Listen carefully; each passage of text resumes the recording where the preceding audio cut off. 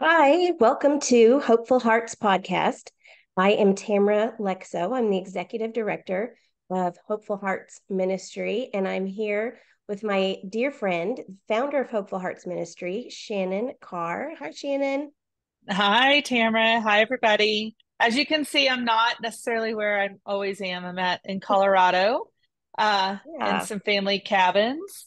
So just so you know, I don't know how my internet connection is here, so hopefully we could get through this one Yeah. today. I think we're going to make it through. We're just going to pray and ask God to be over all of the Amen. technology so that we can talk about this important topic today. And I want to say before we even get started, the things that we talk about on here are generally not for younger ears, but today, definitely, we want to say if you have small ones around, it's not going to be appropriate for them. And also, just to give you a little bit of a trigger warning, that we are going to be talking about some difficult things today.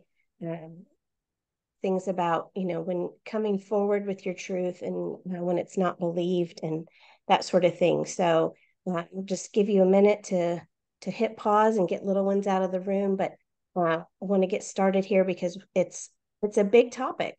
It's a big topic. And Mhm. Shannon and I have been kind of prepping for this for a while now. Absolutely. So Yeah, I had noticed. Well, first and foremost, and I want to go ahead and start there because I had something happen. Uh, I mean, why does it always happen at the draft when I'm at a random bar for no reason? But I haven't seen the movie. You were just telling me you'd seen it, so I actually, yes. everybody, we've always talked about this. I made Tamara stop talking. I was like, "Don't tell me anymore. I don't want to hear anymore." Because I feel like you need to say it on the, Yeah. the podcast. But I will say this. I'll tell you all a little story, and then I want Tamara to tell us what this movie was about. But Thursday night, I went to mass. I had a niece and a nephew Mm-hmm. that were confirmed.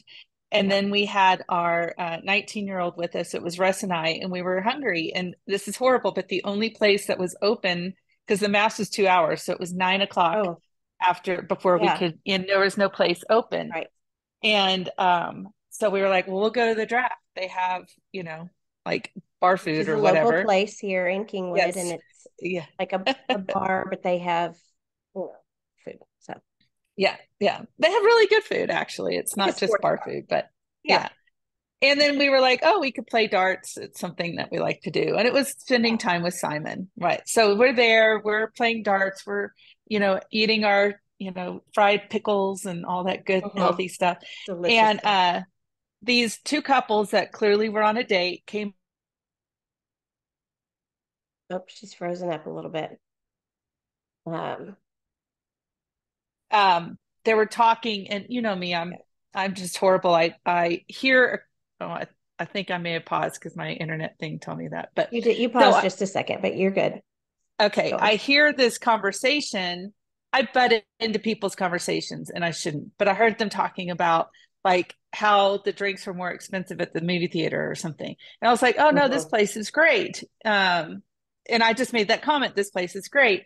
And then that girl looked at me and she goes, we just came back from seeing a movie and we had dinner there and drinks there. It was so expensive. But you know what? Have you ever seen this movie? She decides to ask me if I've seen the movie. And Tamara, what's the name of the movie? It's called Sound of freedom. Sound of Sound of Freedom. freedom. Yeah. And this is like the third time I've heard of the movie. I've been told to go see it. I've had texts Mm-hmm. from people to go see it.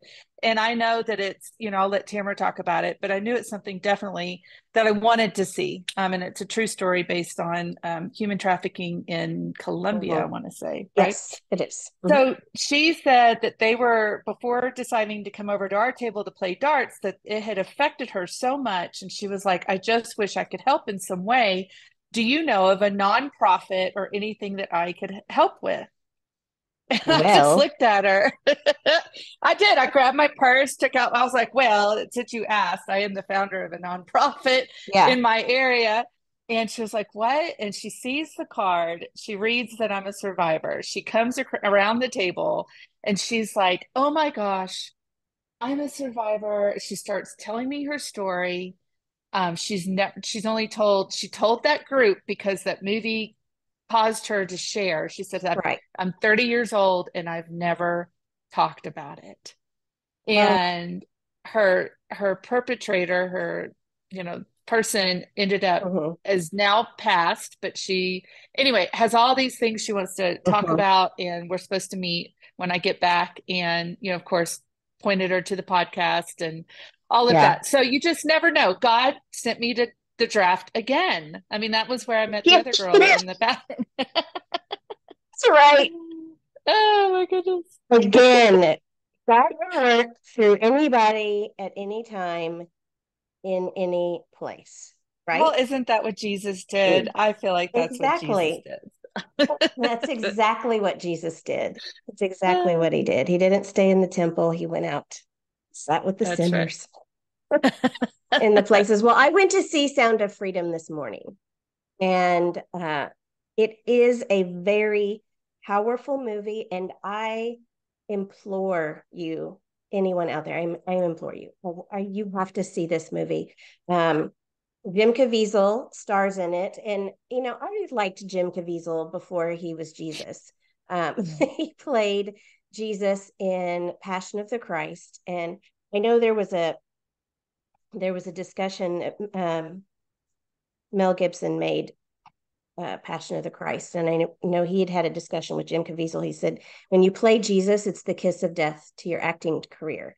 Any actor that ever played Jesus never gets another job again, or they're typecast and they can only do, certain roles. And Jim Caviezel felt so like the movie was so powerful that he did it. And he's not had a lot of other big movies since then. He's had some, not a lot, but he plays in this movie Tim Ballard. So it's based on a true story. And Tim Ballard worked for Homeland Security, and he worked in bringing down pedophile rings and capturing pedophiles in the United States. And I don't want to give away too much, but he ends up um, getting involved in rescuing the children. And there was a big ring out of Colombia, and they were bringing children into Mexico and into the United States. And one of the facts that he says in there, he's trying to get a wealthy real estate investor involved in a part of this project that he's doing. And one of the facts that he said in there is something that I have learned and read. I've been very passionate about uh, sex trafficking in the last few years, just learning a lot about it. I've been trying to learn more about the process. And they say right now there are more people in slavery in the world than in the history of the world. Even when slavery was legal, there are more people enslaved right now than any other time. And the majority of those people are children. That slavery has surpassed drug sales in the world. It has surpassed arms sales in the world. So, like the sales of guns and weapons, that sort of thing.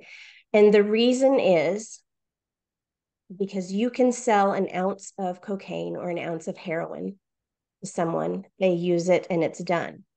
But you can sell a child 5 times a day for 10 years.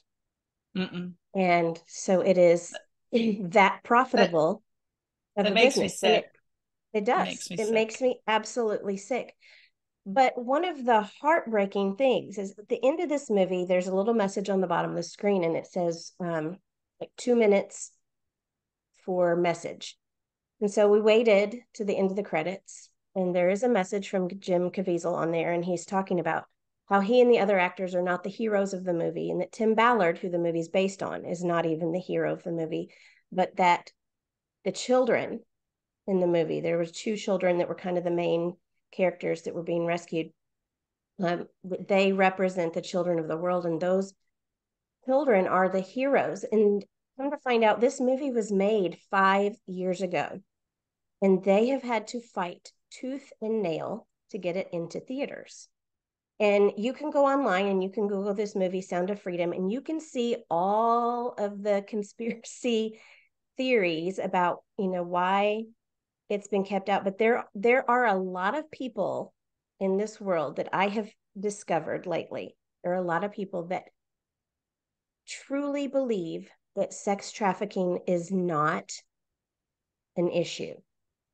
There are people that believe it doesn't exist in the way this movie or organizations like Street Grace that I've been involved with. Street Grace is an organization that's working on legislation in the United States to stop human trafficking, so for children and adults. But the United States is the number one location of where sex trafficking people are brought. So they're taken from all over the world, but also inside the United States. But the United States is the number one purchaser, I guess. Yeah. Is the word for Place to that. bring them. Yeah. But yet people don't believe that this is really happening.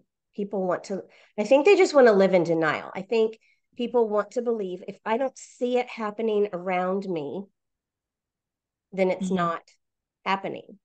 But I think if you watched a Netflix documentary about Jeffrey Epstein, Yeah. you can see the interviews with the young women on there that were teenagers, how they were groomed into being trafficked and how easy it happens and how it sets up where teenagers are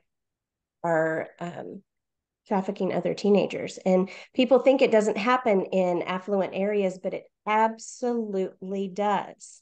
Absolutely does. And when we say these things aren't happening, then that's allowing them to win. It's allowing the traffickers to win because it means we're not doing what we need to do about it. But I think even that stems back to another problem, which is one that we really wanted to talk about today, is just not being able to speak truth. Right. Because you're not believed. I want to be able to share this young man's story. And then I want to go into what made me like reach out to Tamara and say, I think this is something we should talk about. But there was a young man that was led to me for Hopeful Hearts. And he was from another country, and he had been trafficked under his mom's in this home. He was home every day. He went to school every day, but a neighbor was a part of that trafficking ring. She froze again.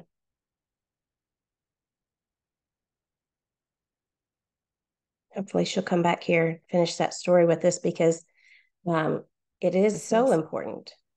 Oh, you froze just a second. So I was just Thank you. I'm glad you did because I just stopped talking. I can tell when I freeze. So I'm like, okay, I'm just going to stop talking. So it's happening under his mother's nose. Under his mother's nose. It was a neighbor that kind of coerced him, said, come do this, whatever, offered money or something he was interested in.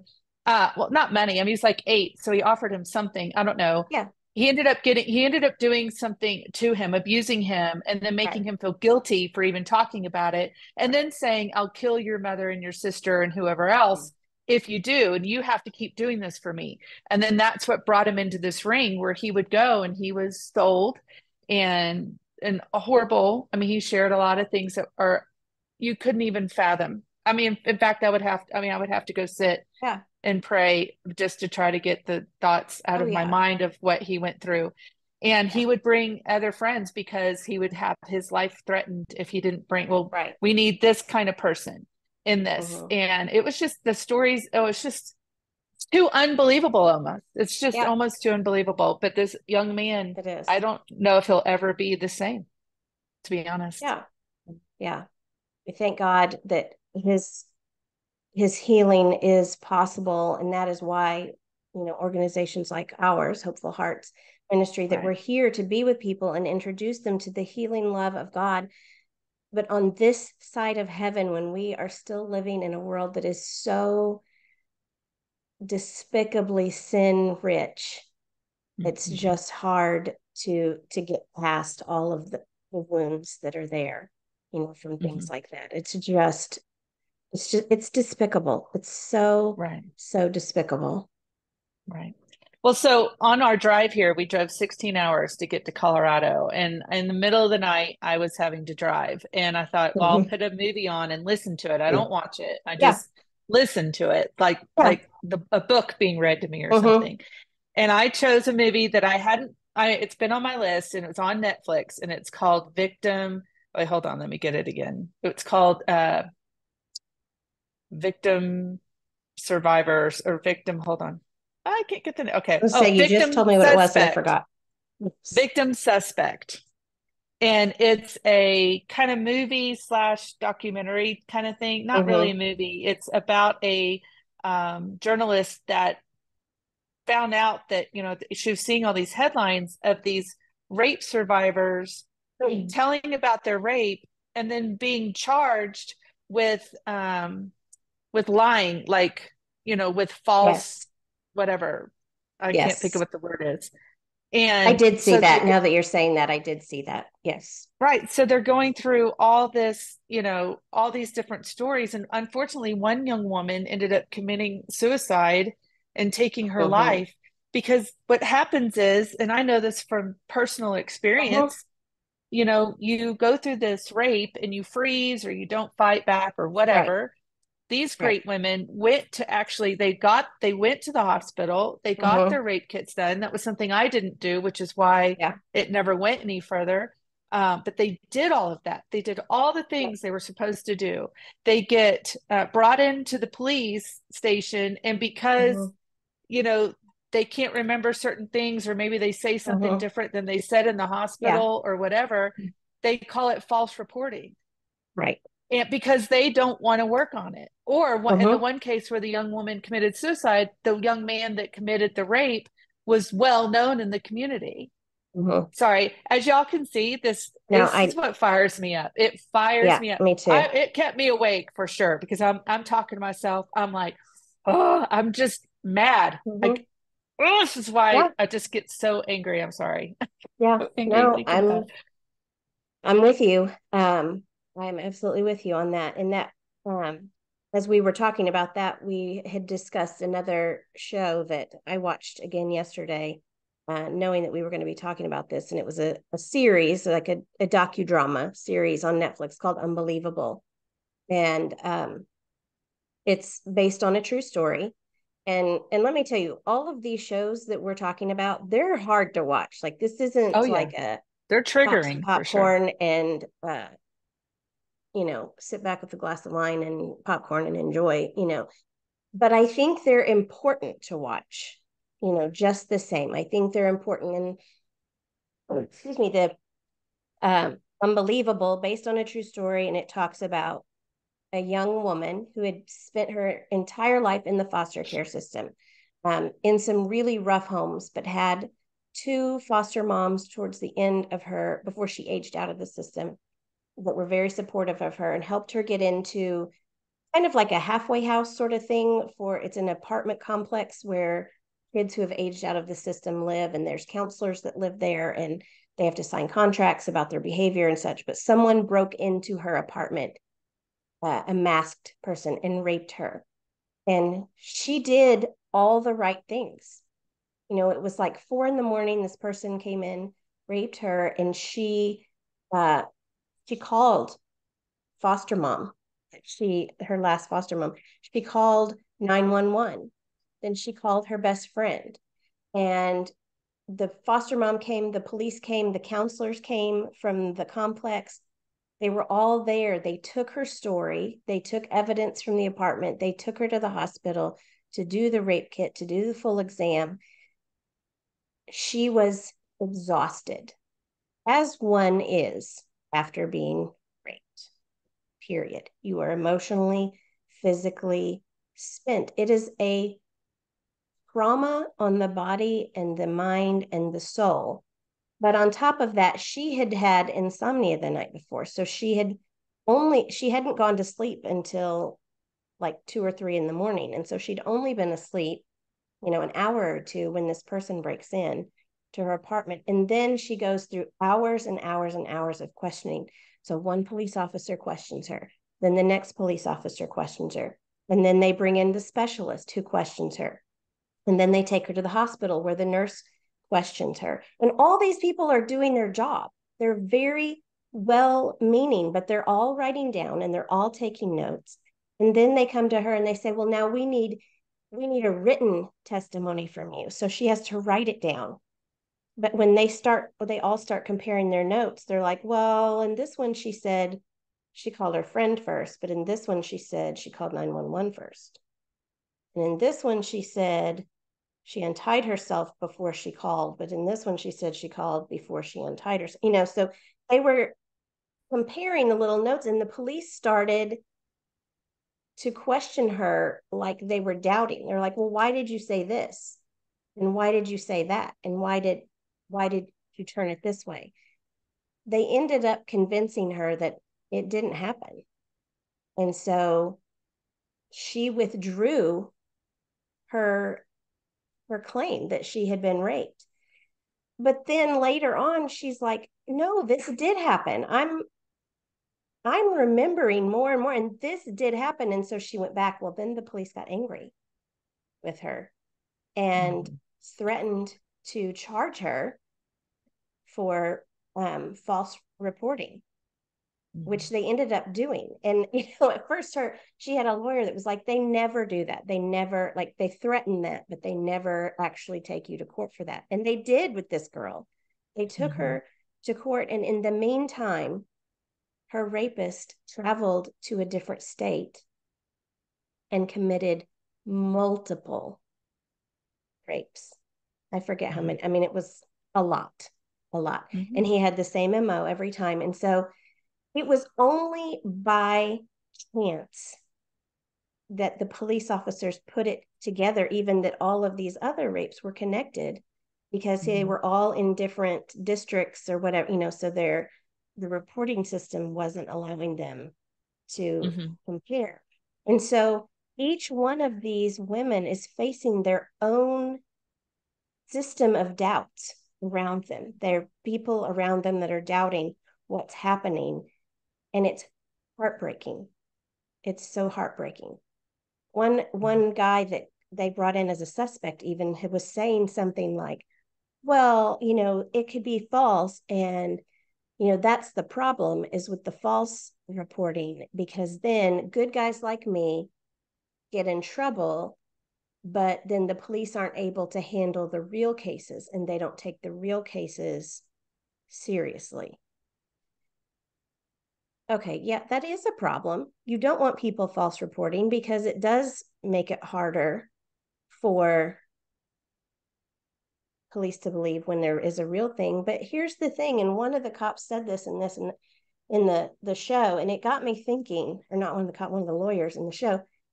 People don't question. If I said someone broke into my house and robbed me, like, people don't say, she's probably lying. Or if I, like, just about any crime that I report, it's very rare that you would have people in multiples of people saying, she's probably lying. That probably didn't happen. Right. So why is that a common response when people report rape? It's so frustrating. Am I It frozen is. again? Oh, okay. No. I'm like, am I Yeah. frozen again? No, Um, I just said a lot of words and I'm it's no, I'm glad. It's because my internet is also not the best right now. But no, it is common. And I will say that even though my rape case in college didn't go anywhere, and that was because I didn't go to the hospital. I didn't get the rape case, I didn't do all those things. My case, I will tell you that the police officer I dealt with and the DA I dealt with was fabulous. Even though, they took it to it went all the way to the grand jury, which meant that they believed me, and that and I had four other women at that point then give their victim reports. Oh, wow. But the problem is that at the grand jury, the young man that had done that to me was so well known and so well known within the Yeah. university. He had many professors and people of the Uh-huh. community come speak for him. Right. And that was my downfall on that one. And they just dismissed it, right? Because I didn't have enough Yeah. evidence, I guess, to move forward. Um, but I think what kills me in just, unbelievable series, putting all that together, Uh-huh. just this true story of there's like 3 or 4 different stories that this reporter put together of, these young women that get Right. convicted or get Uh-huh. put in jail, They're put in put in jail, jail.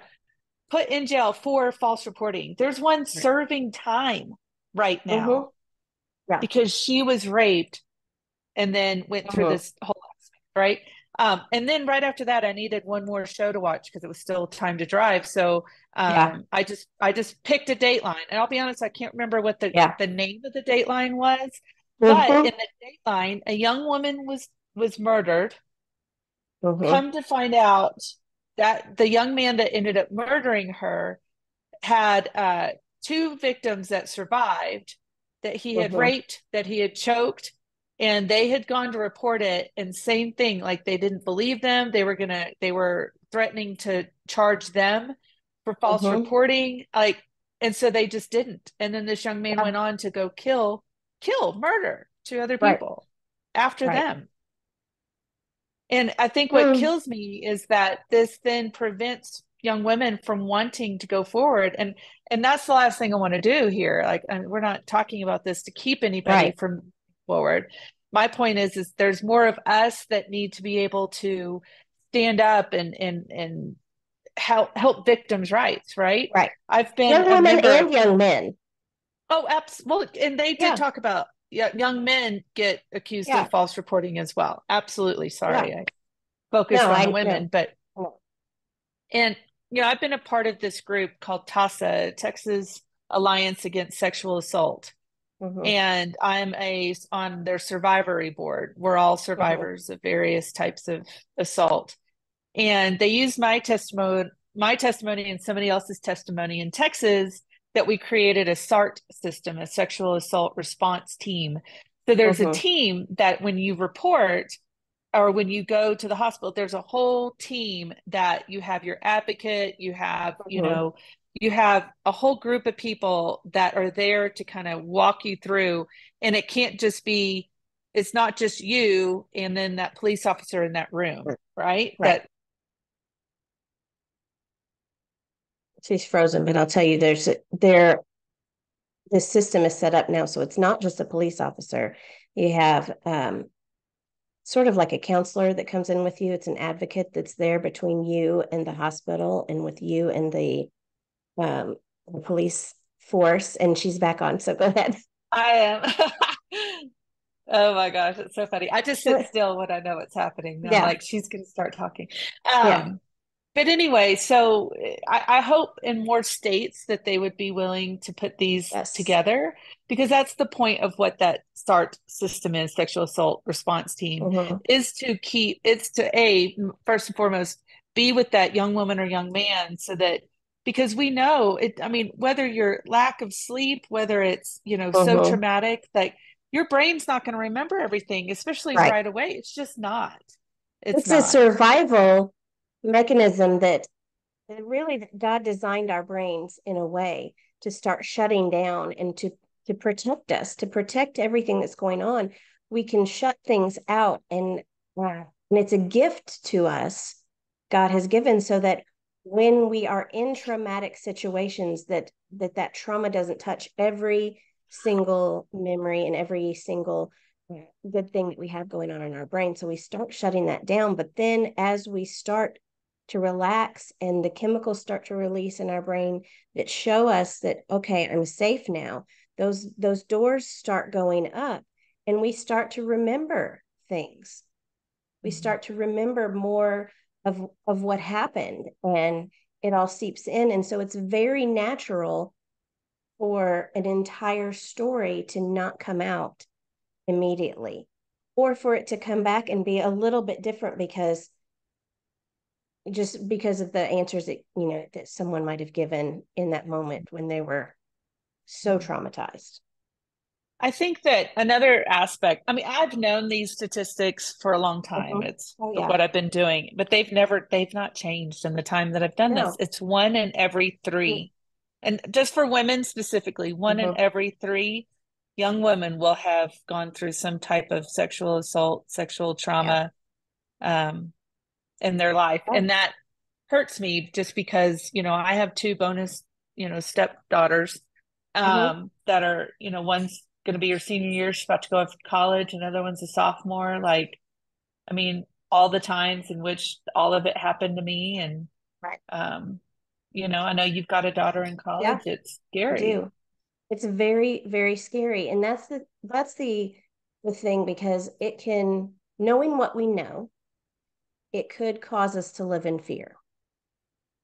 And that was one of the things that Jim Caviezel said at the end of this movie. He said, you're probably sitting here now after watching this, and you're probably sad and you're probably fearful. But when we live in fear, it prevents us from doing something about it. It prevents us from moving forward. And so we have to step out of that fear. God does not intend for us to live in fear. I forget how many times it says in the Bible, do not fear, do not And fear, do not fear, do not fear. um, but that's not how we are intended to live, because we can't do anything to help the situation. We can't stop this from happening again if we're just living in fear. We have to move forward in hope. We have to right. move forward with power, and hope gives us power. I think absolutely. And that's what we all have to hold on to, especially as parents, too. But I want to have this help encourage you to talk Mm-hmm. to your kids. So maybe even sit and watch, if you have daughters or sons, watch some of Mm-hmm. these things with them. Yeah, definitely. And like I said, there is an organization. Um, they started in Georgia and they're in Texas now too, but it's called Street Grace. And I encourage anyone to look that up, especially if you have children or teenagers, because they have a lot of information to help you talk to your children and your teenagers, but about things to look out for, ways that predators can come in through video games and through social media apps, and what grooming can look like.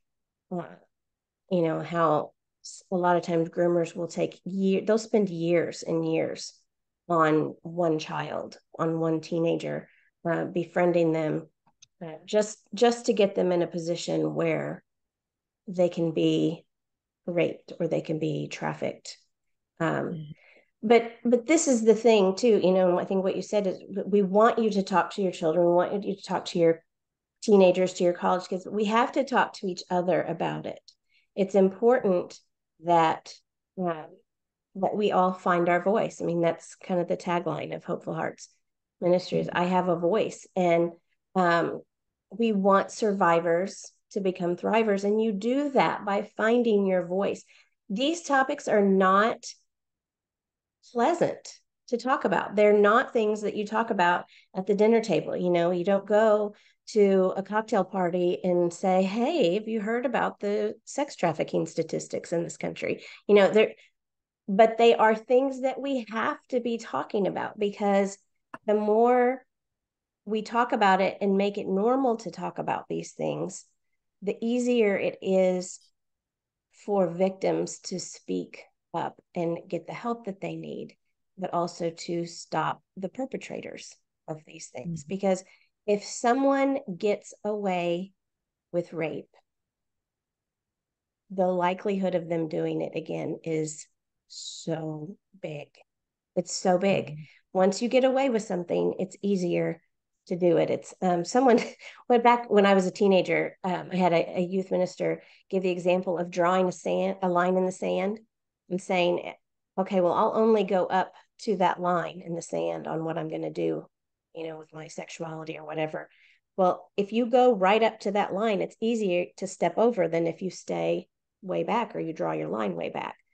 It's once you cross a line, it's easier to keep going forward, whether that's just an innocent daily sin or, someone who is a perpetrator, someone who has that kind of evil mentality, they will continue as long as they get away with it. And so it's so important for all of us to tell our stories and to make that a more normal thing.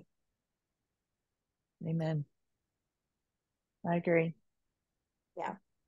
So, I'm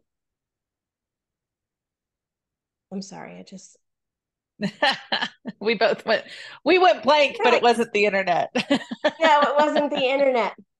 So, we don't work with children through Hopeful Hearts Ministry. We don't. Correct. We only work with adults, but a lot of the adults that we work with have had their abuse came from their childhood, right? But that's not the only thing. I think as we talk about sex trafficking and talk about rape, and I think a lot of times people think, oh, well, that is a childhood thing, or that's a teenage thing, or that's something that happens when you're in college. But it's not just that, because I actually had a woman that I was working with that in her marriage, she was repeatedly raped. And that's a topic that's really tough for people to swallow and to wrap their head around. It's like, well, if you're married, how is it that? But rape is when someone is forcing you into a sexual act against your will. Right. Period. Period. Period. And it can happen to men. It can happen to women. It can happen to boys. It can happen to girls. But it's something that we're not talking about enough. Anytime that it's against your will and you don't want it, then it's non-consensual, period. It's just not. And I think, and there should be no guilt behind that. And I don't care if you were drunk. I mean, the young woman that killed herself, who was charged for false reporting because of the young man that was well known in the community, she had drank so much she blacked out, didn't remember an aspect of going to her apartment. And that's what the police kept putting onto her was, but you went to your apartment. And she's like, but even though, and then she had gone to his house and she said, I told him no, like I fought him off, but none of that seemed to matter to them. Right. And that's not true. And that the other thing that they're starting to do is, thankfully, especially with that police department, is do more educating, on, this is how it is for survivors. This is what happens with our brains. And I went to one in Houston actually, and I learned a lot for myself. But they had all first responders, policemen, firemen, everybody, and they had a renowned neuroscientist just go through and explain what the brain can do when you're put into a traumatic situation, right? Yeah. So, and that was so good. I hope they all listened. But in regards to what you're referring to, even just within a marriage, it doesn't matter if it doesn't matter if you're committed and married to this guy, if he is going against what is your will and your human body, like he doesn't have a right just because he's married to you. Right. She's married to you. Neither one of them have a right. I've had men come to a support group we did years ago where the wife was hitting him. Right. I know I just froze, but the wife was hitting him, and that's not right. It's not right.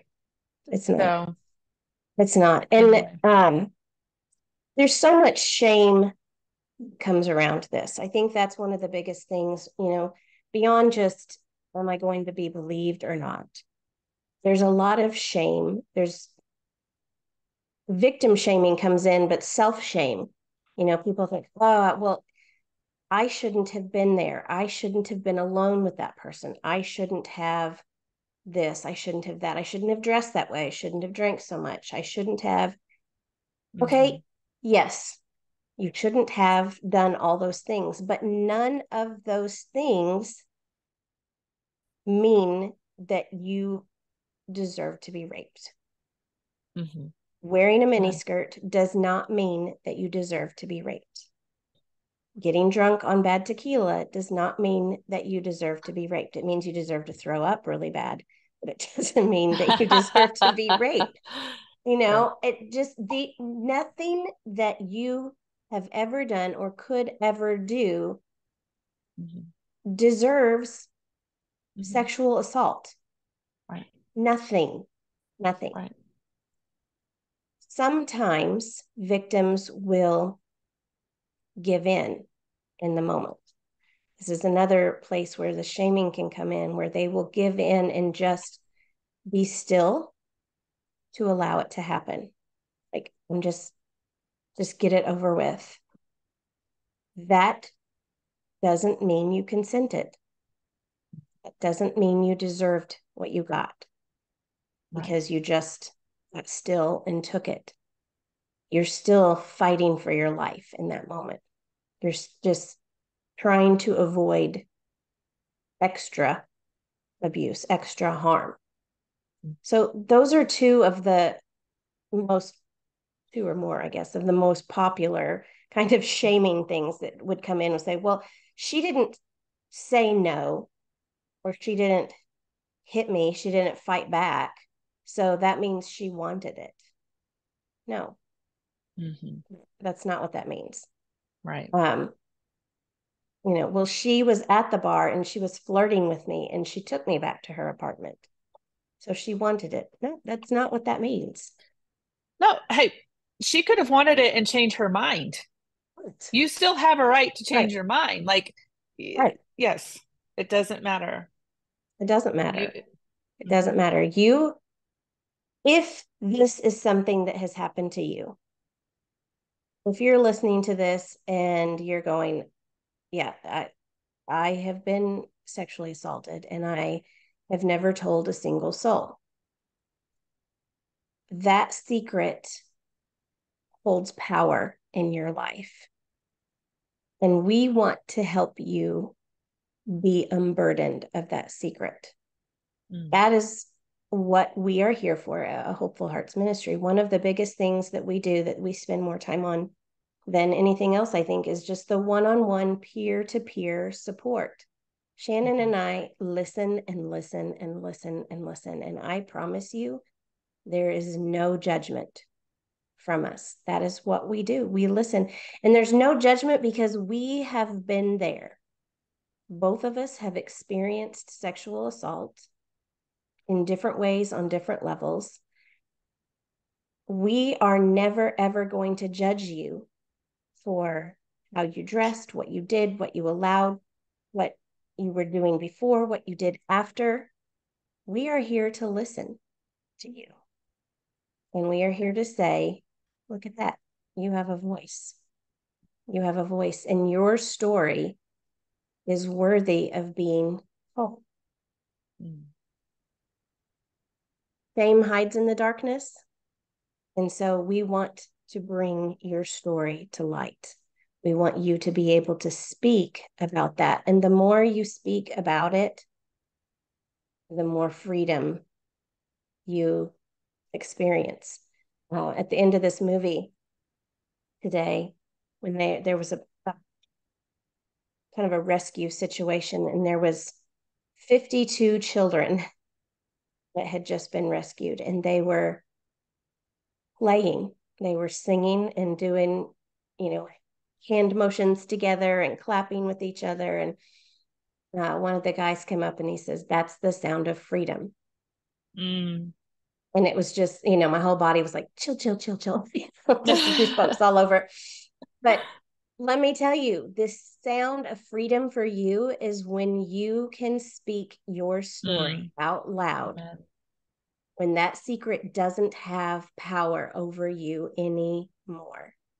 And Mm-hmm. that's what we want for your life. We want you to know what the sound of freedom is. Mm-hmm. We want you to hear that in your own mind and your own heart. We are here for you. You can reach out to us, hopefulheartsministry.org. You can find Shannon and I there. We've got lots of other podcasts out there on Spotify and Apple.